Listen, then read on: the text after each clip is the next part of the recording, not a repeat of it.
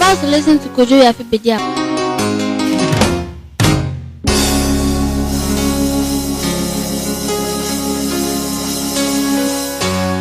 Worshiping God. You say, let's go to serving God. Let's go for Dawn Broadcast. They're going to follow you, Dawn Broadcast. If you say, let's go for crusade, they're going to follow you. Says, give your money to support. They're going to do it. And then as well, they believe in reigning in this life. Reigning in this life. That is, they don't think they should be sick. They don't think they should be poor. They know they are the head and they are not the tail. And I advise you to choose the third category of Christianity. Maybe of attitude or that kind of spirit. So, if you ask me that let's go and preach, at FM, we should wake up 2 o'clock. We should go and preach and come. I'm not going to complain. I'll joyfully go and do it. I know that I am receiving eternal reward. And if you ask me, let's go get 20 Land Cruisers, I am not complaining. I am not doubting. I am ready for the 20 Land Cruisers. But there are people who stay in church. They don't believe in the 20 Land Cruisers. They don't even believe in wearing nice dress. And they have filled their mind with certain things. And normally they are always dressing in a funny way. They are always... And what happens is that in our part of Africa, you people are young. When we used to be kids, and for most of the churches which don't believe in the blessings of the Lord, do you know the hypocrisy of their life? When it is time for fundraising, do you know what they do? They go and invite that unbeliever who is in town and he is always insulting Christians, litigating with him and with them and taking their property, right? They put a special high-class chair for the person, and that unbeliever become the chairman of the fundraising. And then they will give him chance to talk, and he will come and say stupid things in the presence of God, because they don't believe in the blessings of the Lord. Now, who has ever seen that before? Church went and invited unbeliever. Yeah, I know some of you have never seen anything before. All right, I have 3 people who have seen 4. And when you go to any church and you see they are doing fundraising, and they have to go and bring somebody outside from the church to come and be the chairman, beware of the church. If God can make rich, then you should preach to your church members so that they become rich, so that during fundraising, they give the money. If God cannot make rich, then leave God. He is a poor God. And let his house be as it is. Then it means he's lying when he said that Haggai, that the gold is mine and the silver is his. It means he's a liar. It's not for him. He's trying to steal it. No. Do I seem to be making a point? So those are the category of people in church.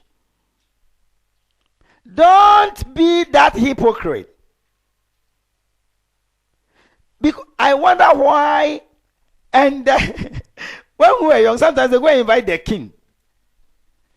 The king is a boozy man.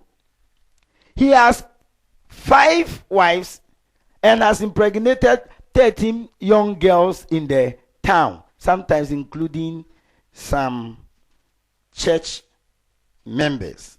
And everybody knows that this is a man full of demons. He is killing children to pacify his ghosts. Do you know that? When fundraising is due, they go and invite the king. The king will bring his umbrella with his ochami, with his stool. And then when he is entering the church, everybody, including the pastor, will get up. Nana Ebo, then they give him all the appellations. He come and sit down. Then they will bring their nonsense, what they do in the palace, to church. Then when the Nana is talking, he's talking through a linguist and all those things. And sleep, because you have made up your mind that poverty is yours. So they bring the stool to the church umbrella, and then the Nana is talking through a yo, a year, a yo, a year, a yo, a year. Nana kasa obi anyedin. Is that not an insult? Is that not an insult? And then you, the Christian, get up and you go and borrow from that fucking unbeliever. Everybody knows he's dealing in cocaine. Everybody knows this guy's money is filthy money. And you have gone borrowing from the person. And then you, even in the borrowing still, you have made yourself like holiness unto the Lord. You have made yourself like that. No. But when charismatism came, they started preaching the blessing. Now, charismatic churches doing fundraising. What do you mean by? They don't even do fundraising. They don't set any time aside for anything called fundraising. They just have a need that we want to do this, and they just ask people, come and donate. And they say 100 million, and people are coming. Like 100 million was one person, and people are rushing. You say 2 people, and 10 people have already risen up.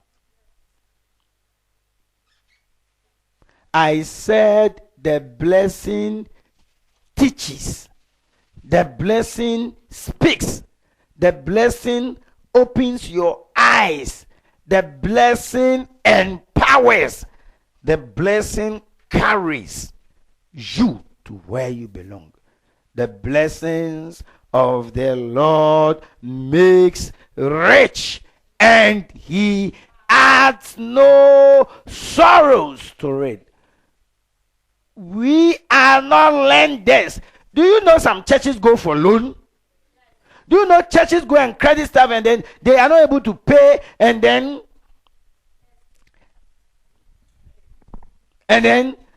when the pastor is preaching, creditors will come and park their car outside, and they take offering, then the creditors have to take it.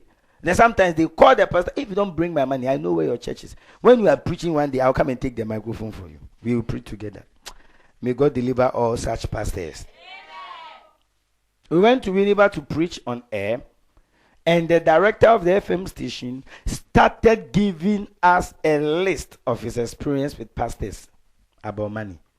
And I was kind of so embarrassed.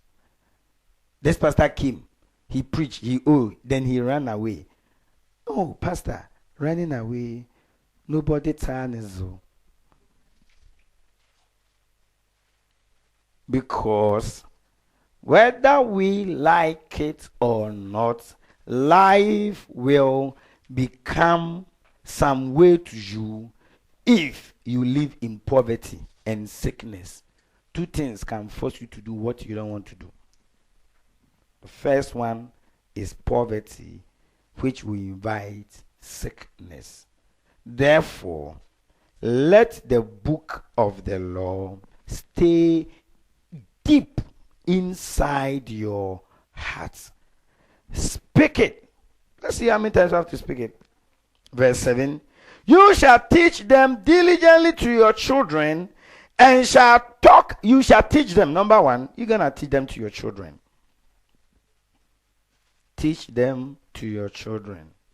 Sometimes I don't believe in that children's service, because when they go, those children teachers, they don't know anything about the Bible, and they teach the children wrong stuff, and it becomes stronghold in their mind when they grow old. A lot of people who are old, they are still thinking of the nursery, Sunday school things they taught them.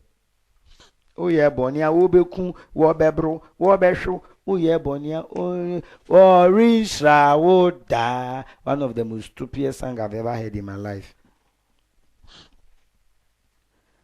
Yes, it's not true. If God is blessing people who don't sin, then who can take the blessing? Now I'm asking a question. If God is blessing people who don't sin, then Bible says plain that if we say we don't have sin, then we are liars. It's only lying that makes you think you don't have sin. It's only lying that makes you think you are so holy. Most of it because you have not gossip. So you think you are holy. But you lied. And the one who said thou shalt not gossip also said thou shalt not lie.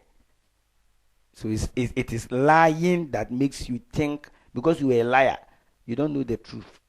if the truth is in you, every day when you wake up, there is only one prayer you start praying first. Father, forgive me of all my sins and my iniquities. Oh yes. It's only foolishness that make you think you are perfect. And that is how come, watch this thing I'm saying. That's how come you see somebody in the community. He is always working like he is counting ants, making sure he's not even stepping on any ant.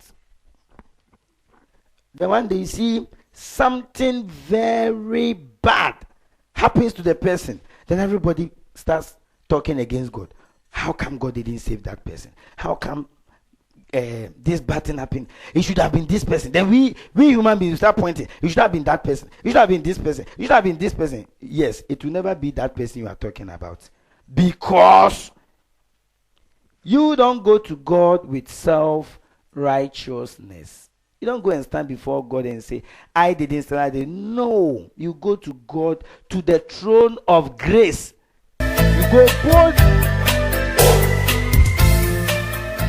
You can watch a lot of videos at YouTube by searching Yafi Bediakon and for daily video posting.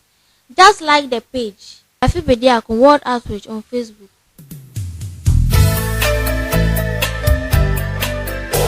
For further enquiries, please call 0233 24 313 4949.